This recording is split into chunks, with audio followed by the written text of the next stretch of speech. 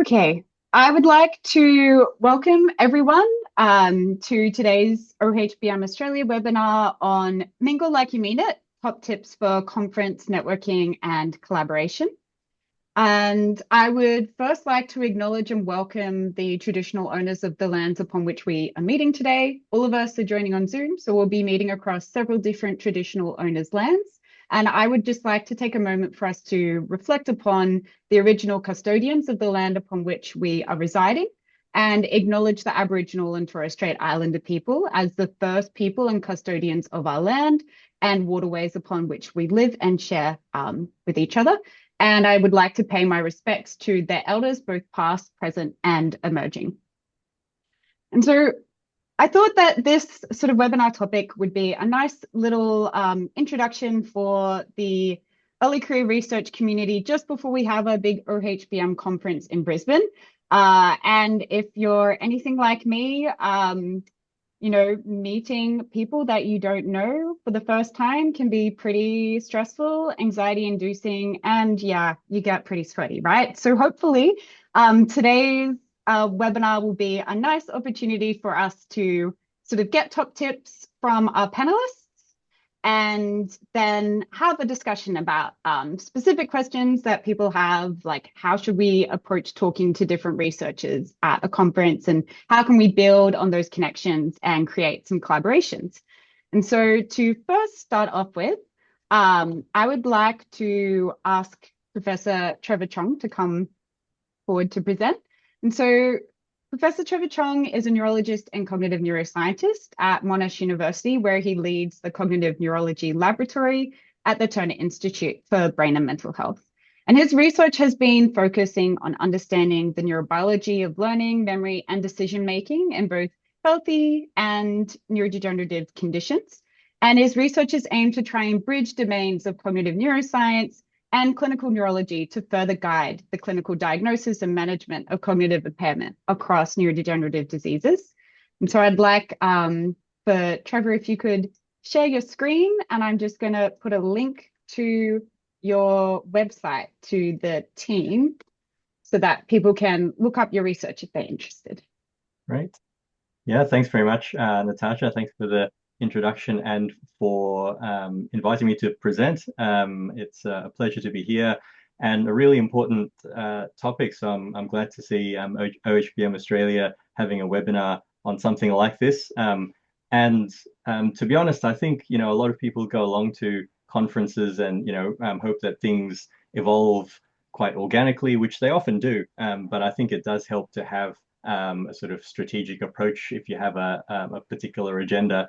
I think the term networking, it's always bothered me a bit because it seems overly formal, and it almost makes a process that should be kind of fun into something that perhaps might sound even a bit tedious. But I think if you go to a conference and do a lot of the common sense things, most things tend to happen, quite naturally and organically. Hopefully you can see my slides there.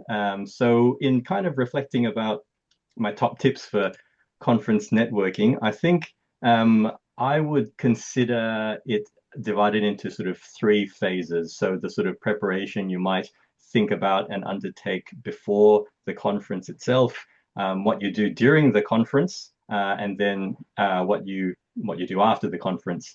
So in thinking about the preparation that you do before the conference, I think, again, a lot of the common sense things, the things that you would do anyway, will stand you in good stead. So obviously, if you're going along to a conference, usually it's to present. It's either a talk or a poster. And the majority of you, or I hope all of you, will be practicing your presentation before you deliver it. So practicing it in front of you by yourself, as well as in front of your supervisor, in front of your lab, in front of colleagues to get it just right. Because obviously you want to do yourself justice and you want to do your experiments and your work justice as well. And that is a really great way to cast a good impression. The people you want to impress, the people you want to network with are probably people in that same area who'll be in that room, who'll come up to you and discuss your poster. So really important to make sure that it's polished. A lot of people, like I say, if not all, will be practicing the oral presentations. But equally important, if you have a poster, it's good to give that a few run-throughs as well, because you're going to have a short version that you're going to deliver to people just sort of passing by, and you're going to have a longer version for people who are a bit more interested, and just having different versions of the presentation ready to go can be really, really useful. A second thing to consider before the conference is what's your agenda when it comes to networking, and to plan your schedule accordingly. So you might very well just happen to bump into people, but if you have a specific person or people that you want to meet, it is worth planning your schedule accordingly. So look at the conference program and see who's likely to be there, and ask yourself who you might want to connect with and why. It might be someone that you might be an honors student looking for a PhD supervisor. You might be a PhD student looking for a potential employer as an RA or as a postdoc. It might be that you have a particular supervisor in mind and you kind of want to scope out what their lab is like. You might want to meet other people in their lab. You might want to find a mentor. So ask yourself whether there are any particular people you want to meet, and why. And if there's someone particularly important, say you really want to line up a postdoc with an individual, then it will be almost impossible to do that on the fly at the conference. So it's best to do a bit of legwork and see if you can book in a time. Realistically, at these conferences, I find that conferences go so quickly and they're jam-packed, and academics, everyone will have some sort of agenda. There'll be people they want to meet and talk to. And so it might be that they suggest you rendezvous over lunch for, it might just be 5 minutes, 10 minutes, but that's fine. I wouldn't be expecting someone to necessarily set aside a whole hour to chat with you at a busy conference. But even if you have that 5 or 10 minutes and you create a good impression, and you get to meet someone face to face, that will leave an impression, and you can then follow up after that.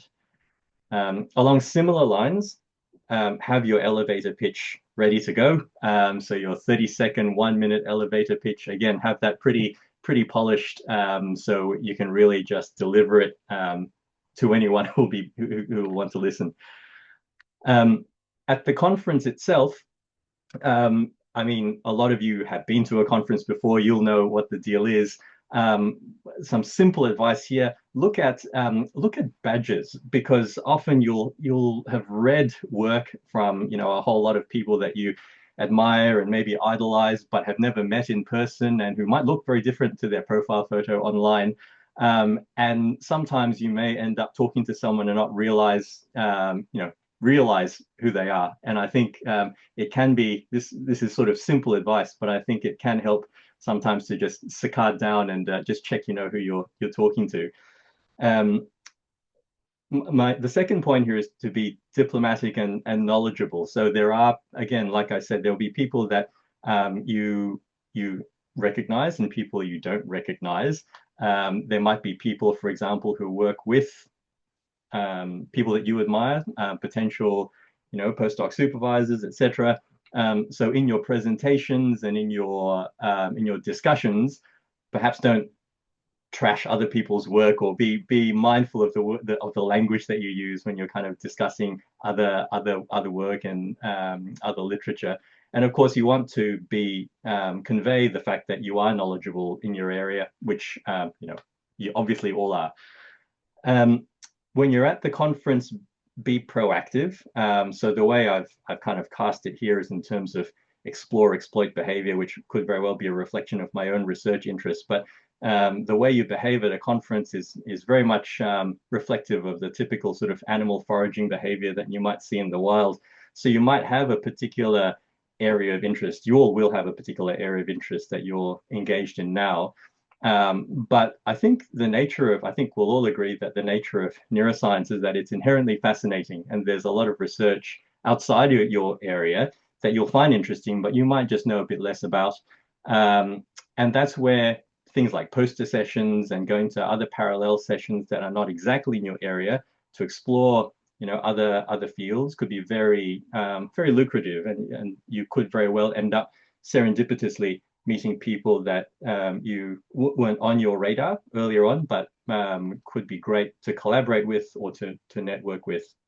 So you want to balance that kind of exploratory behavior with a more strategic exploitative approach where you know who the sort of people that you want to kind of mingle with, or you want to network with or collaborate with, people you've perhaps identified earlier on, and then you can be a bit more strategic about approaching them.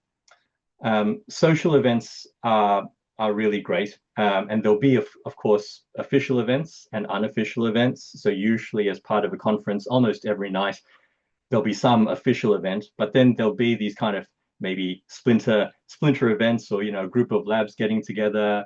And I think just availing yourself of those kind of opportunities would be very, very useful. Again, you never know who you might meet. And of course, after the conference, it's important to follow up any contacts that you've made earlier on with a purpose in mind. So obviously, if you want to pursue a formal conversation about a career or a job with a particular postdoc supervisor, for example, you're going to want a more prolonged conversation. If it was just wanting to have this person remember you, so that they might choose to you're on their radar if they wanted to collaborate later on, but there's no firm plan in mind, then again, even just a little email to say, nice to meet you, look forward to the next conference, etc., can be useful just to consolidate any new colleagues that you've made and new relationships that you've made at the conference.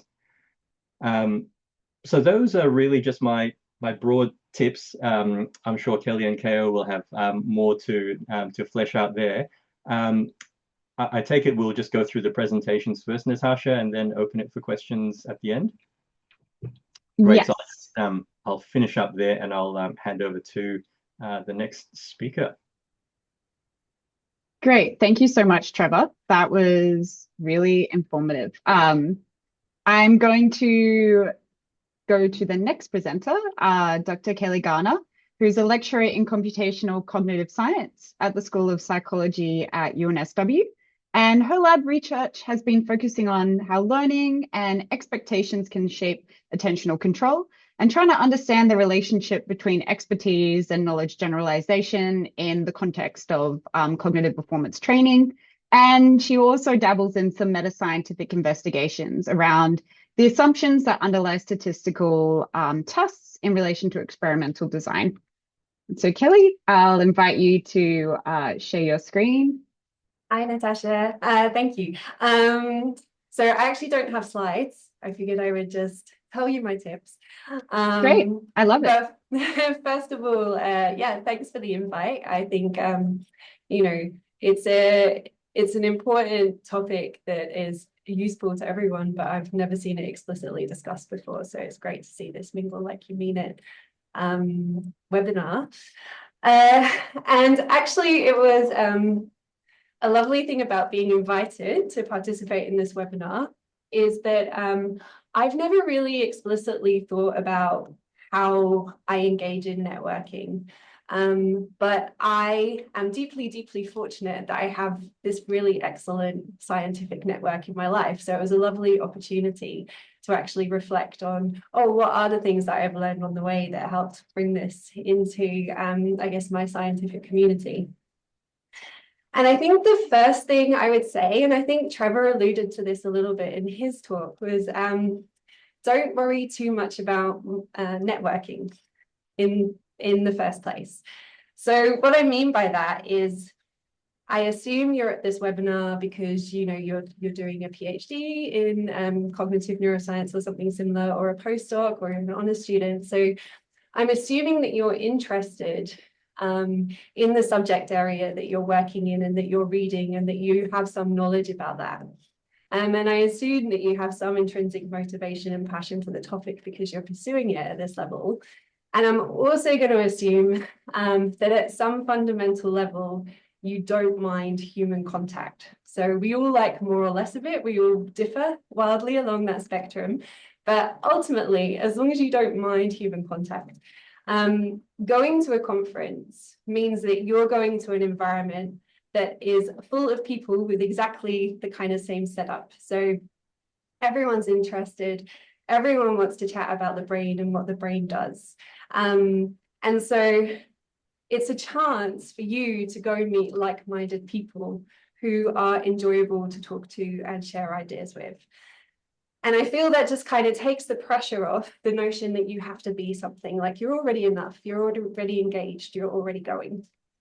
Another thing I would say is when you go to a conference and you meet people, it's just as much your chance to collect data, as it were, about various individuals and groups in the community, as it is your chance for them to get to know you. And what I mean by that is, if you have, for example, in mind some labs that you wouldn't mind doing a PhD or a postdoc in, sure, it is a great opportunity to perhaps to meet the principal investigator of the groups that you're interested in, but it's also a great chance to meet their students and their postdocs and learn from them about what the lab is like, what the lab culture is like, what these people are like. And you can start to picture, is that a kind of place that I would want to spend my day-to-day and pursue the topics that I'm passionate and interested in. My third pointer would be trust your gut. So we have a very large community, and whenever there's a large community with lots of people in it, some of those people, unfortunately, can be problematic at times. And it's okay if you're in that space and you're not feeling an interaction, you're not enjoying it. It's okay to politely take your leave and then know that that's not a space that you really want to participate in anymore. And it doesn't matter if it's someone that no one knows or it's someone everybody knows. The actual power that that person has over your career trajectory is minimal at the end of the day. So trust yourself in the interactions that you have. My fourth tip would be it's okay to recharge. So conferences can be an intense environment. It's a lot of people. I know that, by day 2, I'm starting to get fatigued and I need a little bit of a break. And it's okay to take that break. Go for the walk in the park. Take the time that you need to kind of gather yourself back together and be fresh for the next time that you go in. So at this point, I realized that I was running out of tips, maybe because I haven't thought very explicitly about networking before, but I happen to work with an exceptional group of very savvy people. And so I appealed to my lab and the collection of labs that work together for tips for perhaps things that are a bit more strategic and goal-oriented for when you are going to a conference. And as is scholarly appropriate, I will cite each person as we go with each tip. So Peter Loverbond, 2025, says, be nice and show interest. And I think, again, this aligns with what Trevor was saying about be diplomatic and knowledgeable. So it's, you never know who you're going to meet and which interactions are going to be important. And so it does make sense to, be polite and congenial, as I'm sure you all are. Julie Chow, 2025, said, don't be afraid to ask your supervisor for support. So your supervisor does know that networking is important for you. But sometimes, they can be a little busy or a little less aware about your specific interests and who you're specifically interested in talking to or networking with. So never be afraid to say, oh, hey, do you know this particular person? I'm really interested in their research. And if you know them or, you feel you're able to introduce me, please do so. So that's an okay thing to ask of your supervisor. Mike Lapelli, 2025, says, read recent work of people you're interested in meeting.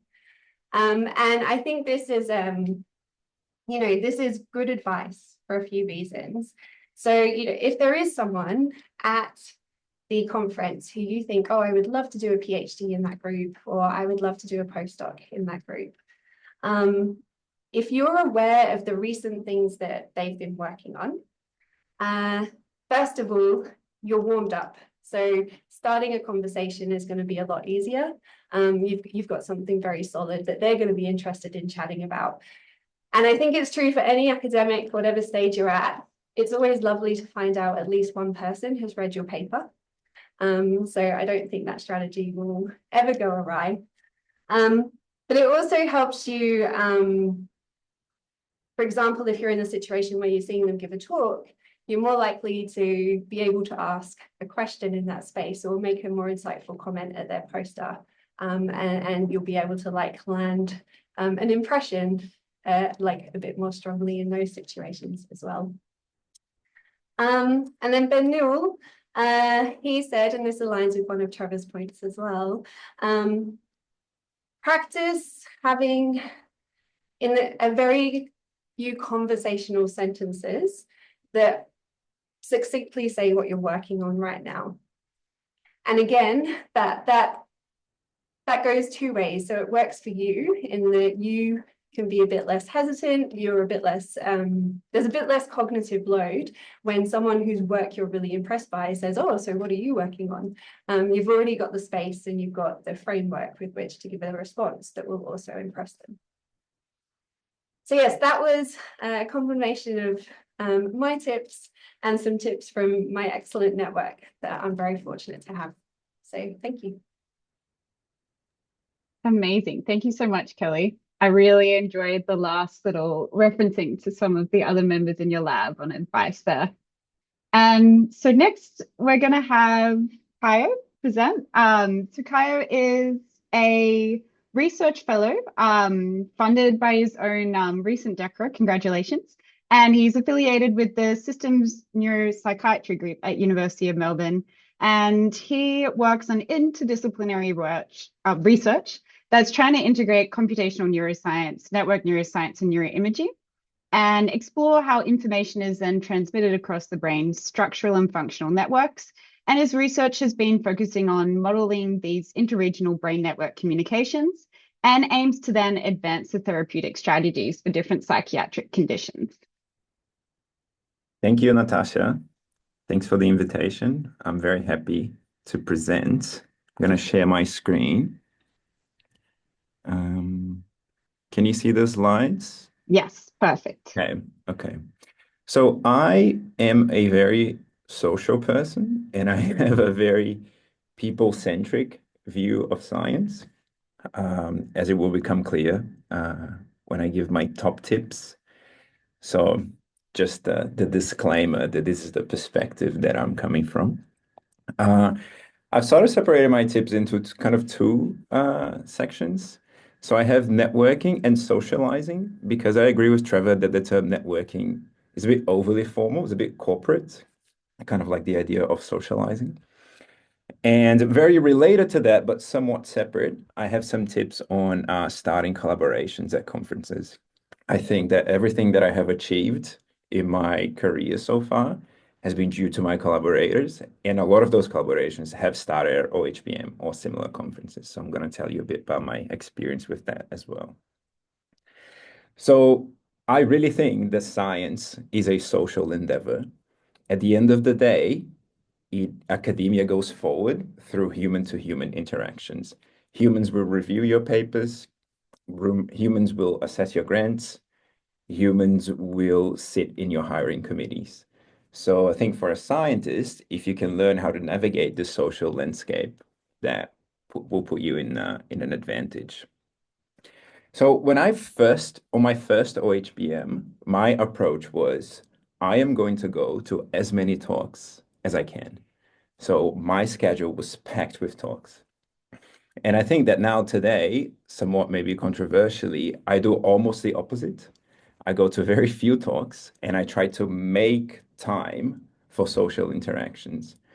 Because for me, perhaps just as importantly as the science that I am presented, it's the social interactions from the conferences that have helped me with my career. It's the chats during the coffee breaks, it's the dinners, it's the going out for drinks. And that at first made me feel a bit guilty I thought, well, I'm spending all this money, I'm traveling to a different continent, and I'm just out here, having fun. But then I realized that this socializing is working. That is part of what it is to be a science, because I think you're building these networks that will help you further down in your career. So I think a really important point is that everyone at some point in their lives has been that, first year students standing awkwardly in the corner, not knowing a single person in the conference and thinking, oh my God, what am I going to do? So I think deep down, even if you are a social person, you still have that anxiety. And there is some sort of comfort in knowing that I think us scientists all feel that a little bit. So when you think, oh, I am so awkward, how can I go and talk to someone? Just remember that person might be just as awkward as you. And I think that kind of makes it easier a little bit. And I do think that it gets easier with time. So if this is your first OHBM coming up now in Brisbane, you might not know a lot of people, maybe outside your immediate lab, but maybe you will meet someone at a poster session and then you'll go have coffee with them. They will introduce you to a few people. You will meet someone at that club night, you will bond. And then the next time, next year, when you go to OHBM, you already have a little group of people that you will see again, and you will create a bit of a snowball effect. So if this is your first one and you find it difficult, it does get easier with time. And to start our conversation, I really find that anything breaks the ice. Like the ice is very thin because, as I said, I feel that most people, they want to have the social interaction, but they might be a bit awkward. So if you break the ice, they are usually very grateful. So it can be anything, as both Kelly and Trevor said, papers. If you recognize the name, someone's name on a badge, and you can link it to the paper, I think you don't need to know all of the details of the paper. You can just say, oh, I saw your paper. It came out in this journal. I think you will make that person instantly very happy because we all want. It's a very nice thing to hear, to have our work recognized. Affiliations, people working at different universities, at different departments, you might know someone in common, but really anything. If you don't recognize their names, if you don't know where they're from, you can talk about the hotel, you can talk about the quality of the coffee. I think anything gets a conversation started. And then a friend of mine said, well, actually, she might be watching, but anyway, she said, starting a conversation is actually not so hard for me, but then at some point, it gets a bit awkward and I don't know how to end it. I don't know how to politely exit a conversation. And I think here is the same. It can be anything. It can be, I'm going to go get some water, or I'm going to go get a coffee, or I'm going to go to the toilet, or there's a session starting that I want to go to, or I'm meeting someone else. And even, if it's a little white lie, I think it's okay to kind of lubricate these social interactions and help you kind of percolate and talk to a lot of people. So these are very kind of silly, but perhaps hopefully useful to someone, network and socializing tips. And then kind of parallel to that, related, but perhaps a little bit different. I have a few thoughts on starting collaborations. So this is perhaps more, so from my experience, I am more of a computational modeling person.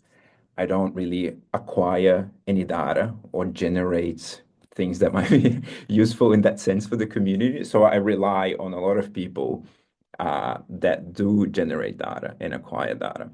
So this is often people that I really want to collaborate with. So how would I go about that?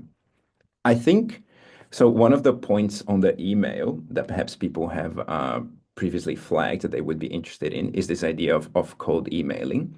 I think cold emailing is totally fine. I haven't heard of anyone ever being offended by being emailed out of the blue, but I think there's a chance that they won't reply.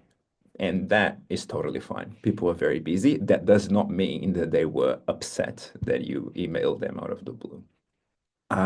So I think if the person you want to collaborate with is at the conference, a face-to-face chat might be more effective. Another thing that in my experience works is that the PIs, especially if it's a big lab, they are super busy. It is a more effective way to go and talk to the students and the postdocs and the trainee of the lab, because these people, they will have more time to hear you out. They will have more time to hear your idea. They might be more interested in your idea. They might even understand it better. And then if you have that in, then getting to the PI later is a lot easier because you already made an impression with the trainees who are probably doing all the work anyway. So talk to the students and the postdocs.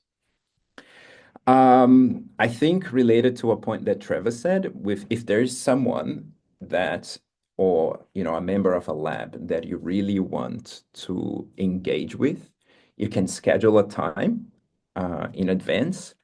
Or another way to make sure that you will run into them is to go visit their posters, because that time is up on the website. You know when it's going to happen. You can go there and talk to them.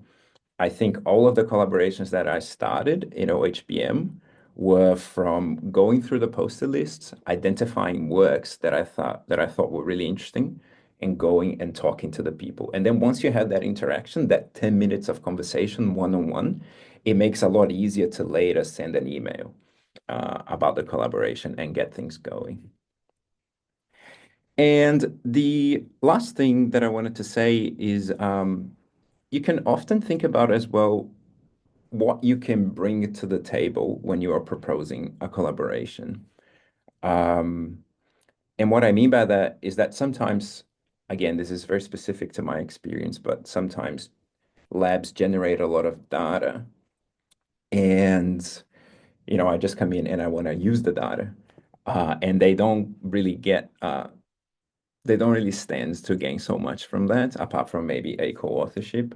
But if you read their papers and you understand what kinds of problems they are working on, you can then go and say, well, this other thing, this little method that I have here, this intersects with what you're doing. And it could be a way to explore the data that you've generated to try to answer questions that are relevant to you.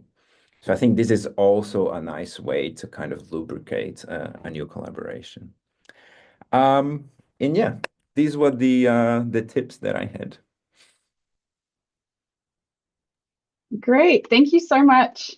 Really, really useful. I really like that everyone has stood awkwardly in the corner once. Like that is, I feel like a very very real experience, especially when you first start attending a conference. And I'll still never forget this. I think the first time I met you in person was in Montreal for OHBM. And I was so like socially fatigued, but also very anxious. My imposter syndrome was like through the roof. I just walked around all these posters and people were doing amazing work. And I was like overwhelmed. And Mac introduced me to you, and I just like I was like, I'm so badly dealing with imposter syndrome. And I remember you saying, yeah, I'm a postdoc and I still have that at a conference. And it made me, as a PhD student, realize this is normal. And like everyone to some degree feels this level of discomfort and anxiety when we're at conferences. And the imposter syndrome is inherent because we're doing such challenging work, and we're in this engaging, exciting space that has all of these problems that we're trying to solve. And it just felt like that conversation made me feel really reassured that I wasn't like the only person walking around freaking out. That everyone else was sort of also experiencing varying degrees of it. And it gets easier in that each time you go to a conference, like, you're going to have some degree of these feelings, and there's different ways to deal with it. Kelly's advice, taking the break, I think is a really nice one as well. Like you can get so socially fatigued, and you can feel like forced to want to attend all of these talks and go to all of the events in the meeting. And then you find after 1 or 2 days, you're so drained that you're not really taking anything in, and you're not able to sort of engage and socialize with different people as well. So in line of the lovely top tips here, I have a couple of polling questions. The first one is just a poll on like who is here, like what career stages everyone's at, and where from and how you found out about the event. And then the other poll, people are replying to that. There's then another set of polls which are like sort of more directed to potentially the panelists responding to. So I'll give a couple of minutes for people to all respond to that. Everyone is pretty much, yeah, student, PhD, and ECRs, which is to be expected. And then the other poll are the engagement questions. Let me see if I can launch those. I have to stop launching the other one. Okay. Okay, so these questions are, first one, how many coffees does it take to network confidently? Some people might be like you, Caio, just naturally extroverted and totally fine. I probably sit more on I need at least a cup of coffee. Or alternatively, you might be so stressed that like a glass of wine is your better way of socializing. So it just depends. And then a couple of the other questions is, well, the one that I am probably most interested in seeing what people's tips are, is if you know there's going to be researchers at the conference and you've got a poster presentation and you'd really love their feedback because they're sort of a big name in the field or they're working in the same area, would you suggest emailing them beforehand to try and set up a coffee chat? Or if you see them, try to like, do you go and ask them to come and see your poster? Like, how do you think we should try and navigate trying to just get like someone's direct feedback on your work? And then obviously, hopefully from there, it could either build into a collaboration or just because you want to see what their advice is in terms of the sort of approach that you've taken with your research.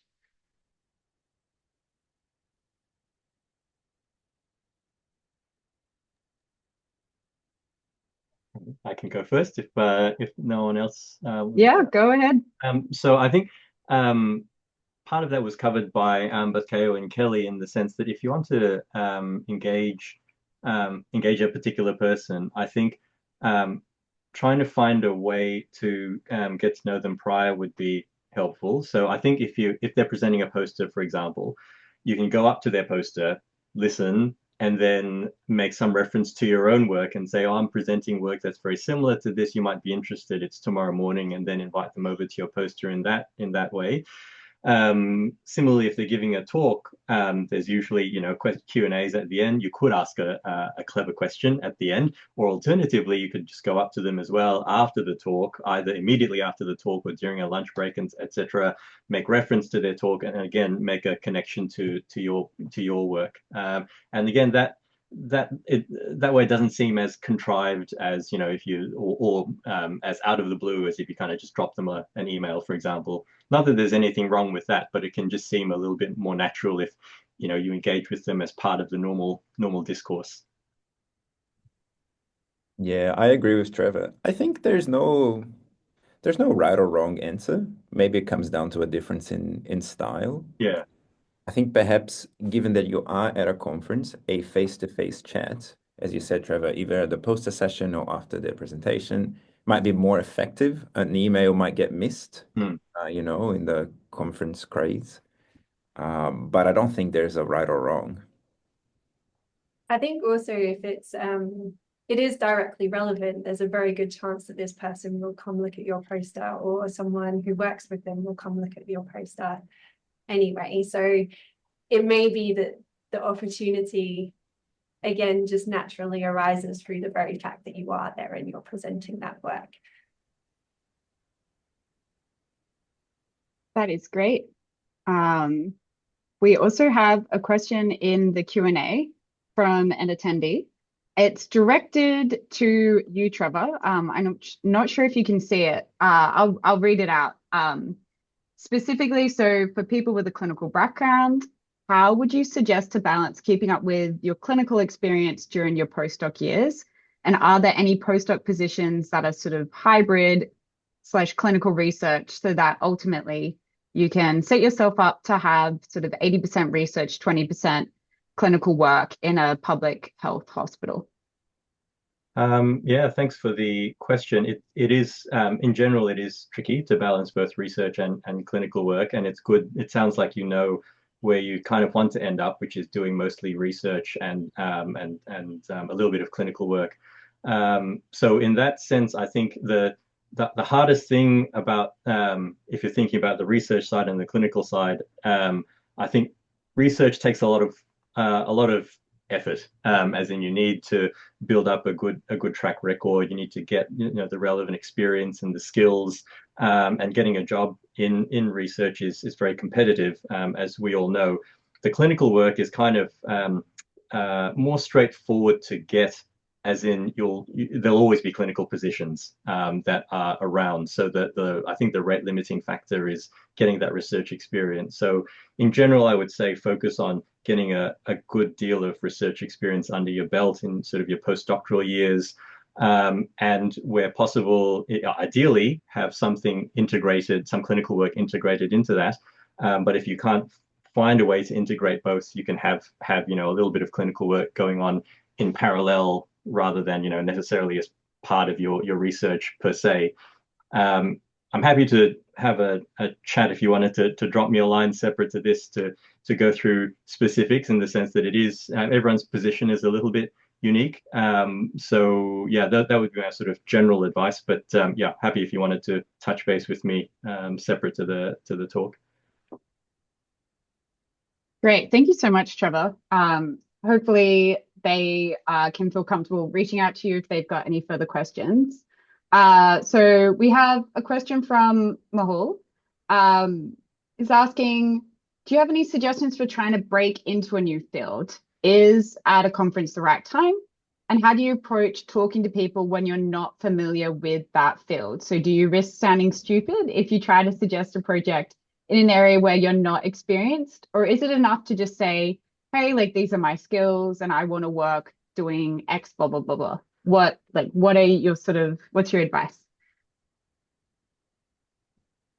I would say it's always okay to ask questions.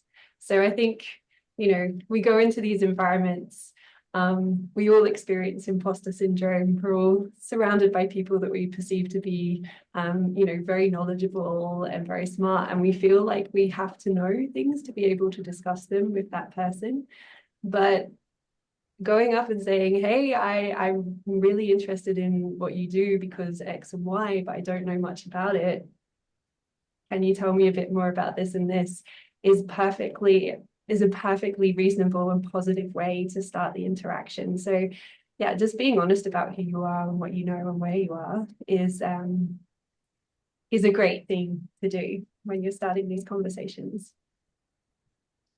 Yeah, I agree. I think on that it's also good to remember that you might not be an expert in this other field, but you can think about the things that you know, how you can bring them to this new field and build a bridge. So you can say, look, I don't really know about what you're doing here. I'm very interested. I know this one thing that might be related and might help, might provide a new perspective. And I think that could be an interesting way in. Yeah, I think it's, I mean, a lot of people will change the direction of their research. The work that I'm doing now, the focus of my lab has absolutely nothing to do with my PhD, but it was just that my PhD gave me the right skill set to be able to explore a whole lot of new and interesting questions.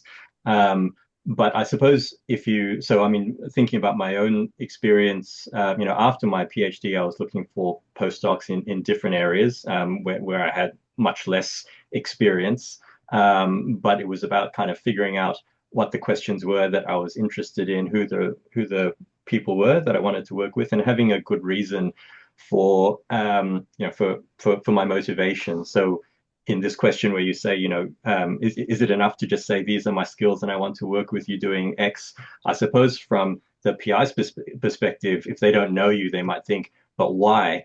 So you've done all this work in this area, while all of a sudden, there's no indication of why you might be interested in doing work with me. Is it because I work in a nice city and you want to come, you want to come to this city. So you kind of want to be able to, even though you might not have a track record in this particular area, it's fine to, it's great actually to have other interests, but you just need to provide more of maybe more context as to why it's this person really that you want to do this work with. Yeah, I think that's I think all of that advice together is really, really great. And Mahal, if you have sort of any counterpoints, feel free to message, or we can always unmute you so you can engage more specifically. And then we have another question directed at you, Caio. So as mentioned, PIs may not have time to reply beforehand. So can we meet them directly during the conference? That might not be possible. But if the PI is not presenting at all, how would I find them? Especially when OHBM is a big conference with a huge crowd. Yeah, it's true. I think if the PI is not presenting at all, if they are not in the program at all, maybe look for people who are in their lab, who are giving perhaps a big talk, and then you can go and attend their talk because perhaps the PI will go and attend as well. Other than that, yeah, I don't know. It is a tricky one. If you can't find them, then maybe it makes sense to email them if they are not in the program. But yeah. Just to follow up, I also think while you were talking, Caio, you made like a really excellent point in that actually, and I found this as well, the really fruitful connections can come when you meet a student or a postdoc from that group. And as you also excellently said, Caio, PIs can be very busy at conferences. So rather than thinking, oh, I want to meet this PI and this PI, I would think more about lab groups and community. So like, I'm interested in the work of this group. And then it's a lot easier to connect to the spaces that you're interested in, because people from that PI's lab will be giving posters, will be giving talks, and you can get your connections that way. And if your motivation is to secure a job with this person, for example, then I agree. The chances are extremely unlikely you'll find an opportunity during the conference unless you've organized something before. So in that particular case, reach out before the conference to see if there's an opportunity, and even if not, at least they're kind of on their radar. And you never know, you might just happen to bump into each other, and if they've got the flag earlier on that, oh, you actually have contacted me and you did want to have a chat, then they might somehow find a 5 minutes to have a quick chat with you. So that kind of preliminary email can help if you're looking for a more kind of formal connection to be built up. Yeah, and on the topic, touching on the topic of preliminary emails, because we've covered it a couple of times, I think the ones that I see as being more effective are the ones that are, hey, I've read your paper and I'm interested in this thing and this line of work, and that's how my line of work connects to it. And it would be amazing to talk about if there's a possibility to work together. So like just demonstrating in that initial email that you have actually read their work and you are legitimately interested in the work of the lab, and that it's not just a broad, widespread, dear sir, madam email that you're sending, can make all the difference between whether that person, whether it breaks through the filter of emails I will or won't reply to. Yeah, I completely agree. I've done that a couple of times. Or just emailing a professor in an area where I'm not an expert, but I have very specific questions, and reaching out, and they sometimes turn into lovely, beautiful, fruitful collaborations if you're sort of tailoring the email to the individual and the work that they're doing, can sort of really help, rather than like pitching yourself, like pitch to their work, and what they're doing can also be helpful. So we've got a couple more questions. So one is, I don't know if any of us will be able to answer the first one, but I'll throw it out there. So do you have any tips for someone who might want to move from academic research and engage more with industry research? And in that case, would you approach people you meet at conferences differently? I will put a little bit of like my feedback on this. So I think everyone here, we're all like academic researchers. But from my understanding of moving into sort of more industry related research, it is a bit of a challenge depending on what area you want to go into, right? And then would you approach people you meet at a conference differently if you are wanting to go into industry research? I don't know if it would be that different. Um, I think ultimately you still want to sort of engage and socialize with people in the same way. Perhaps you don't necessarily have like in industry research a specific paper that you could discuss. So I'm not really sure, like, do you mean when you're at a conference and you're wanting to move into industry, are you approaching the conference differently? Is that what the person means? I don't know. Does anyone else interpret it that way? I don't know. Yeah, I don't think you would necessarily approach people differently. It might be that you've got a different agenda. It might be that you want to find out more about what working in industry is like, in which case you'd seek out people who do have that industry experience, who might be able to either give you tips or introduce you to people who could help you with your specific question. If for people who are involved in industry and that they're wanting to collaborate with academics, going to conferences like this, they still want to find out about, the work that you're doing and what's in it for them. So I suppose it just depends on what your specific agenda or motivation is, but all of the general advice that you've heard today would still apply, I think. Yeah, I agree. Great response, Trevor. I think all of these tips can sort of be applied both in an academic context and within like an industry sort of corporate context as well. Um, and then we've got one last question. So whilst hostile rude behavior may be rare at conferences, do you have any tips on how to deal with it? Do you walk away? Do you try approaching again?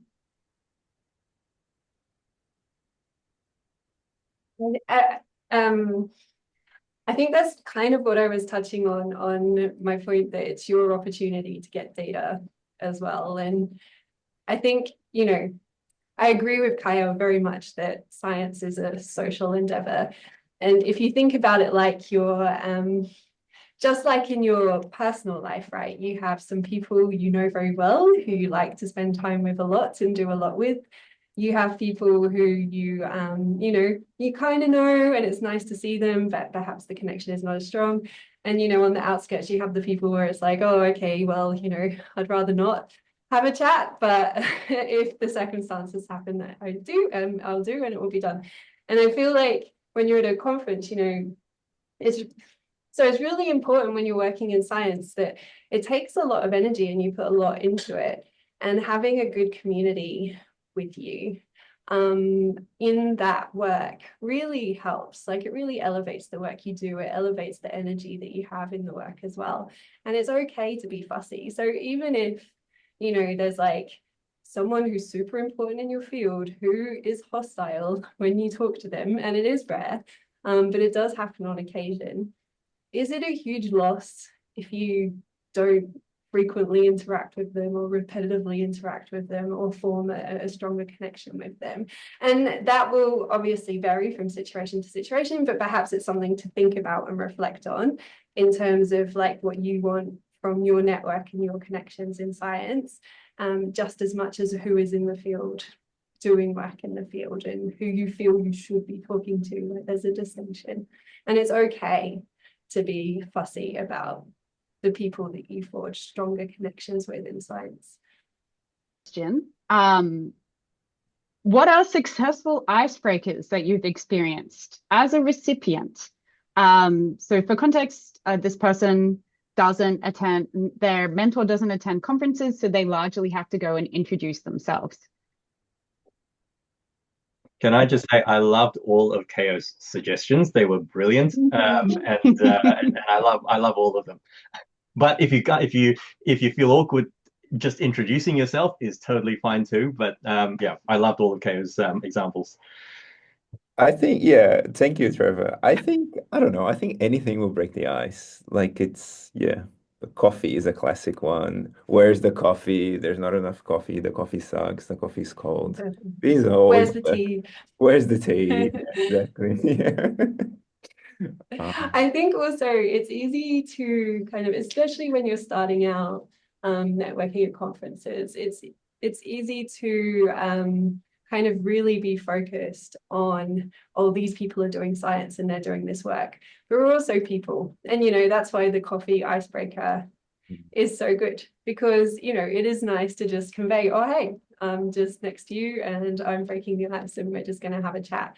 So I can't recall any effective icebreakers, but I think it has been the times where there's been a joke about the transport or, you know, a technical hitch or something. So yeah, never be afraid to just assume you're not at a conference and you're in a space where you're just talking to someone from any walk of life. Yeah. I think at the start of the conference, you can say, oh, so when did you fly in? And then at the end, you can say, when are you flying out? You know, there's always little things you can think about. Yeah, the small little things. I think another like little icebreaker is even just talking about some of the other social events that are happening. Like I became friends with someone because we started chatting and they mentioned that, oh, what are you doing tonight? And we had like one of the social events for the OHBM social night. And then they tagged along with a whole heap of other people I knew and they became more integrated in the group. So like small little like, oh, like, are you going to go to this after conference event? That those like small, as you said, like little icebreakers that get you sort of chatting and then can sort of make you feel a little bit more relaxed. Or alternatively, I don't know, I'm a nerd and I kind of like using the research as my social icebreaker. So I can always lean on just like, I will talk to people about their research and I'm very happy doing that. Or talk to people about like the keynote that just happened and like, oh, that work was like really cool, blah, blah. That's like a comfortable icebreaker for me. Because I can talk about neuroscience forever. And then if we have to talk about other things, that's fine. But when you've got something in common, like neuroimaging and OHBM and human brain mapping, that community is so lovely and welcoming. And then from there, it can become sort of more social. But that's another one. If you're sort of not sure at all, you could always just chat about, like, if you saw you've both come out of the same session, you could just start sort of talking about like, oh, that talk was really interesting that such and such gave. And that can be like a nice sort of icebreaker, but it's more obviously targeted.